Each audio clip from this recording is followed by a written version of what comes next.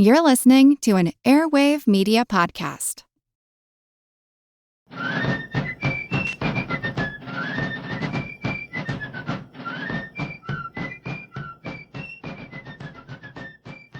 Hello, and thank you for joining the American Revolution. This week, episode 363, The French Revolution. As we go through events taking place in America in 1789, it's important to remember how an important event in Europe also impacted America. The French Revolution began in 1789. I'm not going to go into detail about the French Revolution since this podcast is about the U.S., and there are plenty of other good podcasts about the French Revolution. It is a fascinating topic, and I'll recommend a good French Revolution podcast if you want in the after show. My focus, however, is going to be on how the French Revolution impacted the United States. France had been America's closest ally. I think it's fair to say that the French Army and Navy, along with French funding, kept the American Revolution going in its final years. The U.S. owed not only a debt of gratitude to France, but also a large money debt from all the loans that France had provided during the war. When we talk about money, the amounts can get very confusing. Not only has the value of the U.S. dollar changed greatly over time, but the French livre no longer even exists. I've read others with far more expertise than I have try to make sense of the relative values of these currencies, but I'll admit it's all still very confusing to me. I'm going to try to speak in terms of U.S. dollars, and I'm talking about dollars from this era, not inflation adjusted. But just keep in mind that most of these numbers are estimates or educated guesses. I'm using an estimate of about 5 French livres to 1 U.S. dollar. When I make my comparisons, this seems to be a rough consensus of the comparative value at the time. When Alexander Hamilton completed his calculations of U.S. public debt in 1790, he estimated that the total federal debt was just over $77 million. Now, most of that was owed to Americans for their contributions to the Revolutionary War and paying back all those continental dollars that Congress had issued. But a substantial amount, nearly $12 million, was due to foreigners. About $2 million of that was owed to Dutch investors and probably about $10 million to France. Some of this included interest, so I can't say how much was lent in the first place.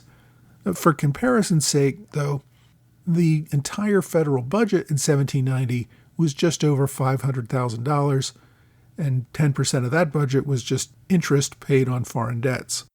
I've seen estimates that claim France spent nearly $250 million on the American Revolution, but that amount is far more than was given in aid and loans. Those are the total costs of the war with Britain. Many French officials had been reluctant to get involved in the Revolutionary War because of those potential costs. They were still recovering from the debts incurred during the 7 Years' War. With all this debt from the Revolution and earlier wars, France was on the verge of bankruptcy. It didn't help that the U.S. could not repay its debts, but even if it did, the total French debt was overwhelming for the king and his ministers. France was a large and wealthy country, but government mismanagement, not only due to foreign wars, but many other costs, had caused French public debt to reach roughly $1 billion by 1789.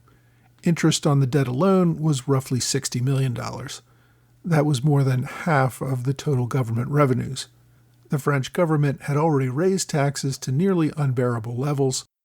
To make matters worse, a poor harvest in 1788 caused food prices to go through the roof. People simply could not afford to feed their families.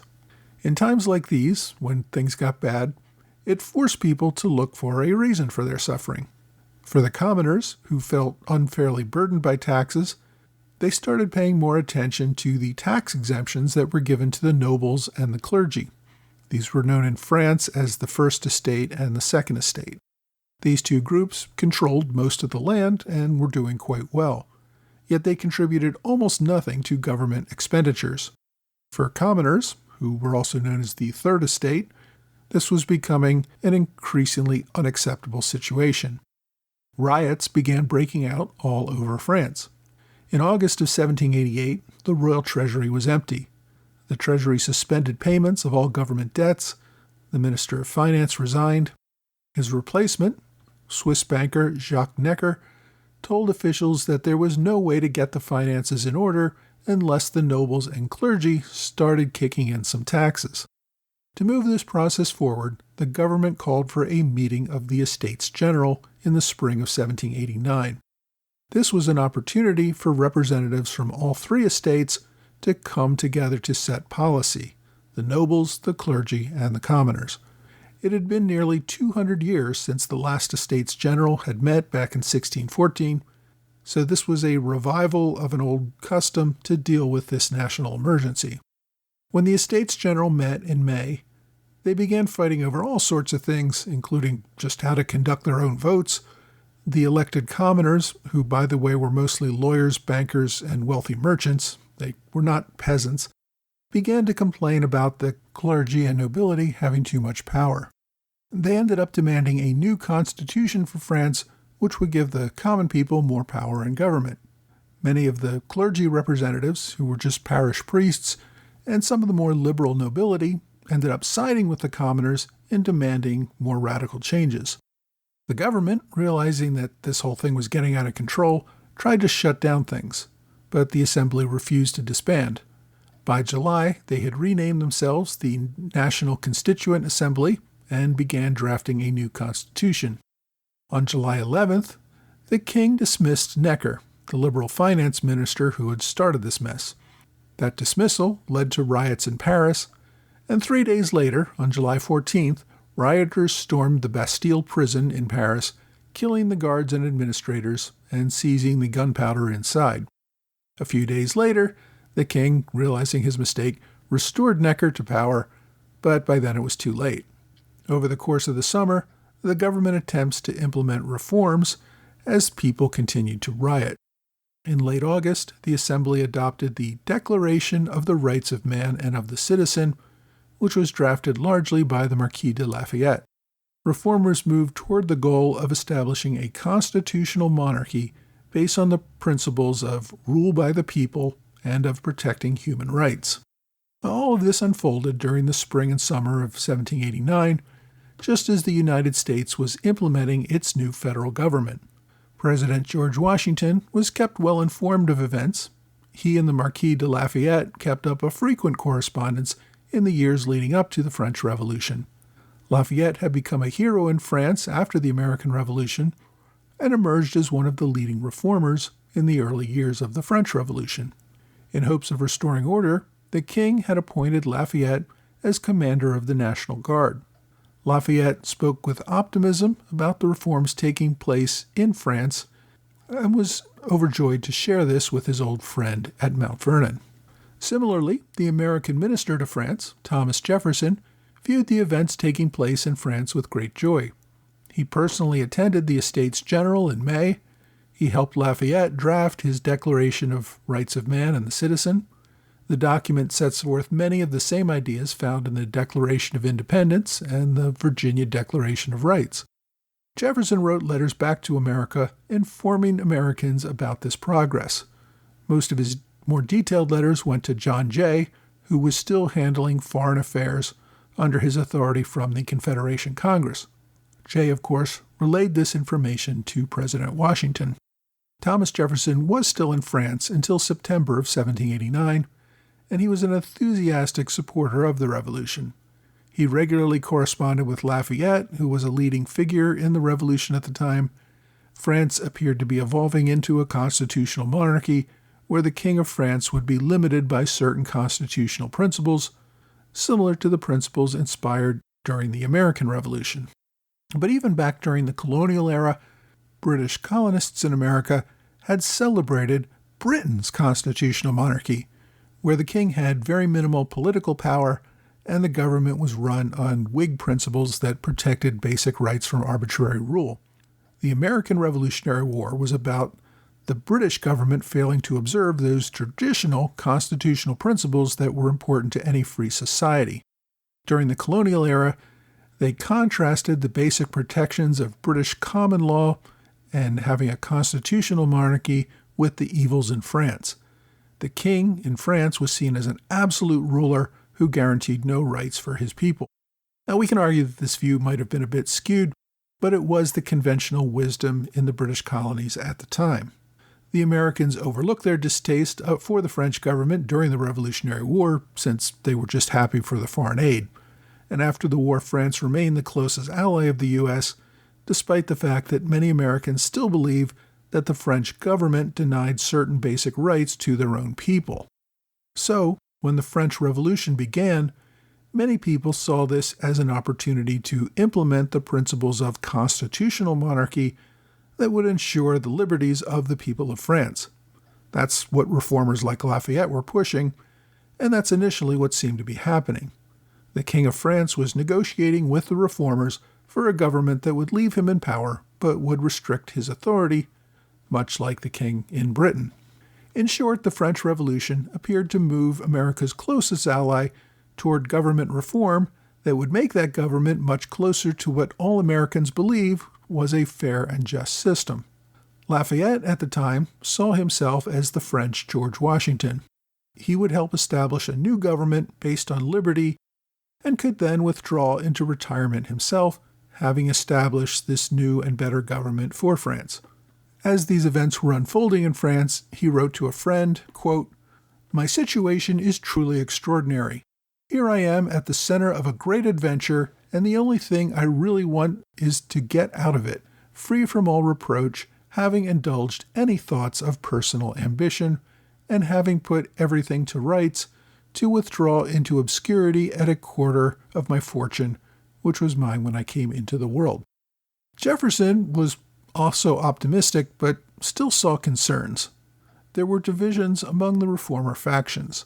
There were factions who wanted to restore the king to his former power, and those who kept pushing for the Duc d'Orléans into a position of power. He saw Lafayette as the key to keeping the reformer factions together and keeping the monarchist factions at bay.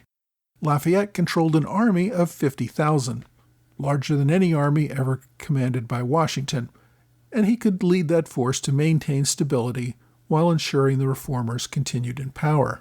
Jefferson also viewed with concern the economic condition of the people, which he believed could cause the process of Enlightenment reform to be pushed aside as they moved into a full civil war. His final report to John Jay before leaving France, Jefferson noted that, quote, "Civil war is much talked of and expected." Jefferson listed 3 possible problems that could lead to a full-blown civil war in France. One was the lack of bread. The common people in Paris were unable to get enough bread to feed themselves, despite there being plenty of grain to make that bread. The incompetence of the reformers running Paris was the problem, and they could not seem to get their act together. A second problem was the government bankruptcy. Many people in a whole range of jobs, large and small, relied on public funds to make a living. The inability to maintain these government jobs would create a huge class of disaffected Parisians. A third concern was the king leaving the country. King Louis was concerned about how things were going and was essentially being held as a prisoner. He predicted that the revolution could turn much darker, and he very much would have liked to have taken his family to Austria, where Queen Marie Antoinette's brother was emperor. Jefferson and the French reformers shared that concern that if the king left, it would sow chaos within the country and the factions would go to war with each other to fill that vacuum. Despite all these concerns, Jefferson reported, quote, "Upon the whole, I do not see it as yet probable that any actual commotion will take place, and if it does take place, I have strong confidence that the patriotic party will hold together, and their party in the nation will be what I have described it." Washington and most Americans viewed the early reports of the revolution with the same enthusiasm as Jefferson.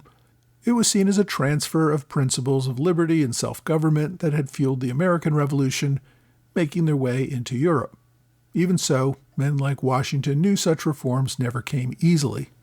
Gouverneur Morris, who was also in Paris at the time, he was a private citizen working with Robert Morris on business ventures between the U.S. and France, but in his role he was able to mix with powerful and wealthy groups within Paris, and he heard all the local gossip.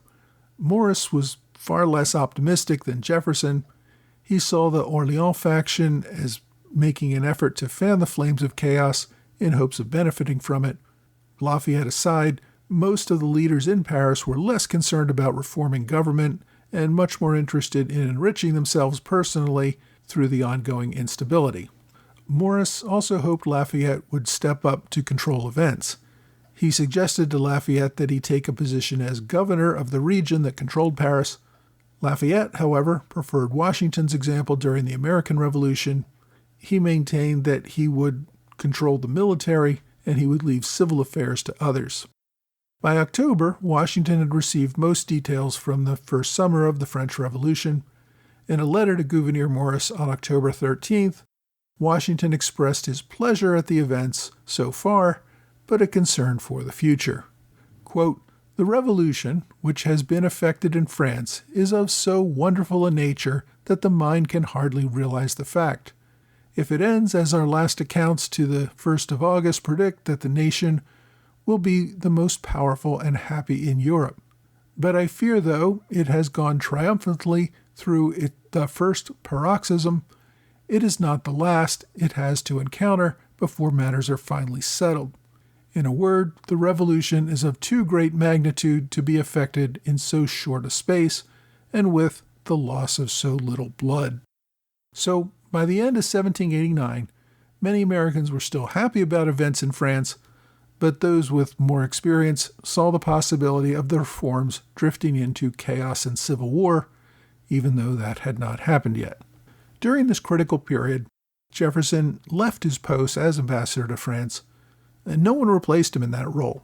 Jefferson's assistant, William Short, who was appointed as chargé d'affaires, became head of the American delegation in France after Jefferson left, but it would be many years before the U.S. would send a new ambassador to France. At the same time, the French ambassador to the U.S. was proving increasingly ineffective. The Comte de Moustier had come to America in 1787. He was a French aristocrat who, after his arrival, reported back to France about his doubts of America's capacity to govern itself. His mission seemed to be more focused on encouraging more commercial relations between the U.S. and France. He even visited Mount Vernon in 1788 to discuss trade issues with Washington. At the time, Washington was a private citizen, but everybody expected him to become the first president. Most American leaders, however, were not happy with the Comte de Moustier. Madison, in a letter to Jefferson in 1788, wrote, quote, "Moustier proves a most unlucky appointment. He is unsocial, proud, and niggardly, and betrays a sort of fastidiousness toward this country." Moustier had a 20-year record as a diplomat and seemed to be well suited for the role when he received it, but Moustier was not a revolutionary and remained a royalist as the revolution back home began to unfold. Jefferson called on officials in France to remove him. Reformers in Paris really did want to recall Moustier, but they did not feel politically powerful enough to do so without good cause, beyond just difference in ideology, and without having another position where they could move him. As a result, reformers in France essentially told Washington and other Americans to ignore Moustier until they could find a replacement. Moustier ended up leaving America in October of 1789, returning to France. Neither France nor the U.S. had an ambassador in the other's country by the end of the year. I want to stress that this was not a result of the countries recalling their ambassadors because of some diplomatic rift. It just sort of happened. Jefferson was returning to become Secretary of State, and Washington just didn't see a need to replace him for the next few years. Moustier returned to France primarily because he was not on the same page politically as the reformers in the new government and really could not represent the new France to the U.S. The French government was too conflicted with its own factions to get around to appointing a new ambassador. So, as 1789 came to an end, everyone seemed to be waiting to see what happened next with the French Revolution. Next week, however, we're going to turn back to a more domestic foreign policy. George Washington goes on a national tour, and the U.S. finally convinces North Carolina to join the Union.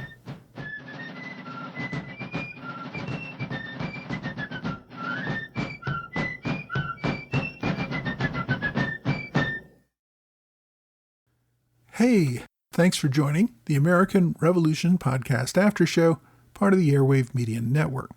Thanks to my Patreon supporters in the Alexander Hamilton Club, George Davis, Mike Hager, John Celentano, Michael Mulhern, and Mitchell Anderson. Thanks to Robert Morris Circle supporters, TJ Walker, Ron Thorson, and Curtis Johnson. I also want to welcome David Fuller, who joined on Patreon at the standard bearer level.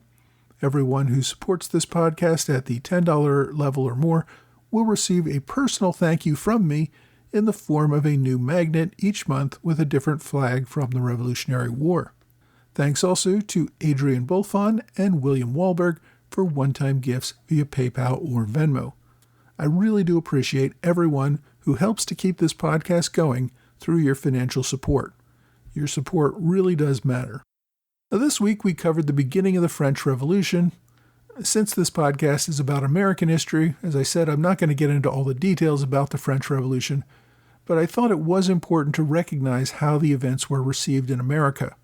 Over the next few years, it would become the most important foreign policy matter that the U.S. had to face. In fact, during several years it became an overwhelming issue that helped to shape the direction of our own government. Now, many of us already know the fate of the French Revolution. Spoiler alert, it became a bloodbath in France and precipitated lots of wars across Europe. Of course, our leaders in 1789 knew none of that, although many seemed to predict that further bloodshed was a serious possibility. At the end of 1789, though, there had been relatively little bloodshed. The king and his family were still alive and well. Moderate reformers were still in control. Lafayette, still considered a hero in America, seemed poised to play a central role in France's future. Now, Lafayette's refusal to take a more active role seemed to be a way of following the path set by George Washington to ensure an obedience of the military to a civilian authority. Unfortunately for Lafayette, and probably for France generally, Lafayette's rejection of more power would eventually result in him being pushed aside for others who did seek more power for themselves. France would not officially take a stand on the war for many years. It wasn't until 1793 that President Washington even officially declared U.S. neutrality in the French Revolution. By that time, the U.S. had become much more divided about France. Many reformers still saw the revolution as a step forward, ending the rule of monarchy in Europe. Other Americans were horrified by the Reign of Terror that began in 1792, leading to the bloody executions of many French aristocrats, including the king and his family. But in late 1789, that was all well in the future. Now, recall that last week we discussed the end of the first Congress in September of 1789. At that point, the congressmen and all the senators went home for over 3 months, but President Washington remained in New York, where he was still running the government and keeping track of things both at home and abroad. Washington would not get back home to Mount Vernon until the end of Congress's second session in the summer of 1790. Now, he did do some traveling in the fall of 89, and we'll discuss that a little bit more detail next week, but Washington was still heavily involved in setting up an active federal government even after Congress went home. With that, we bring 1789 to an end. There are lots of great books about the French Revolution if you want to read more on that subject, but my book recommendation this week is more targeted at the American reaction to the French Revolution. It's called George Washington and the French Revolution by Louis Martin Sears. This covers how Washington and the Adams administrations navigated foreign affairs with France during the course of the French Revolution. I think it gives a great understanding of how the events in France impacted U.S. foreign policy, developed in its infancy, and how relations between the U.S. and its oldest ally evolved during these difficult and chaotic times. This is a pretty in-depth look, covering over 10 years of events in a little over 300 pages, not counting notes and index. The book was first published in 1960. There are copies of the book that you can borrow on archive.org if you want to take a closer look. The author was a history professor who wrote this book after he retired, and he died in 1960, the same year that this book was published. So if you want to get an understanding of U.S.-French relations during this critical first decade of the federal era, get a copy of George Washington and the French Revolution by Louis Martin Sears. Now, if you want to get more details about the French Revolution itself, and if you like podcasts, you may want to try my online recommendation this week. It's the French Revolution podcast by Gray History.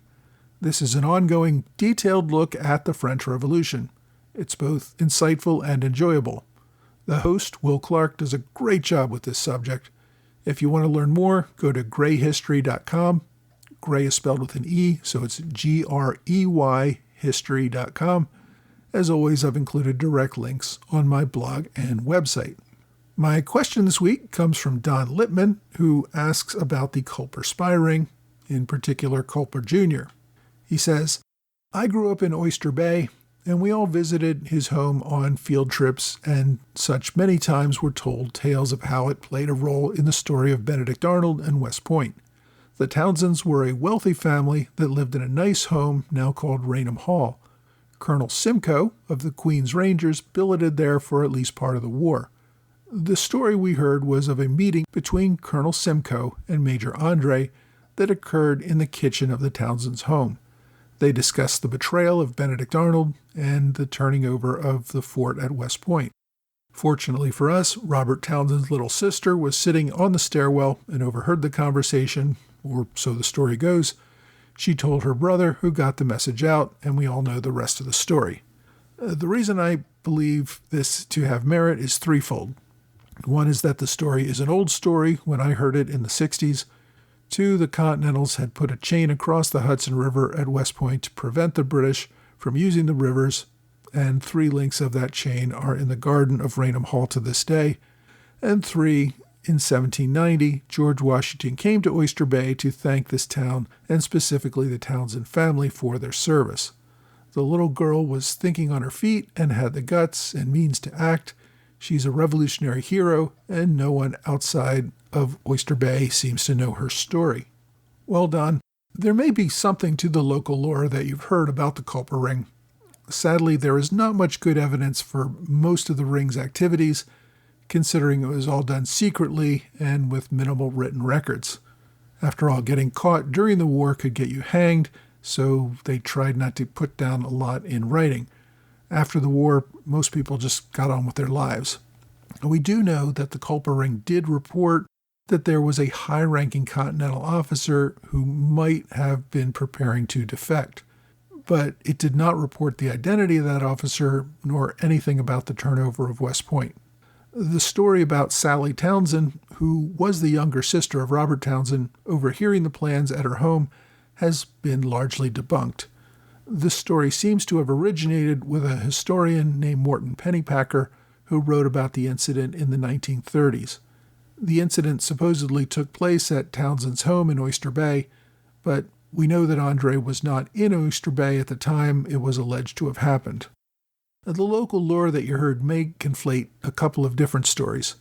There was a young woman, Elizabeth, who was a slave in the Townsend home at the time. She is believed to have been part of the Culper Ring and would have been about 17 years old in 1780. Historians are confident that she contributed intelligence, but not much on the details of exactly what she reported.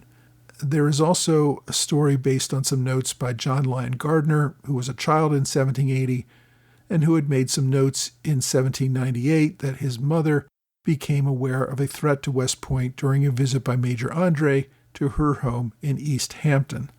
There are lots of interesting stories about the Culper Ring, but separating fact from embellishment is nearly impossible in many of the stories that we have from this era. I'm not sure we'll ever know the whole truth accurately. If you have a question you'd like me to answer, please reach out to me either via email or on X, Facebook, Quora, or Reddit. Well, that's all for this week. I hope you will join me again next week for another American Revolution podcast.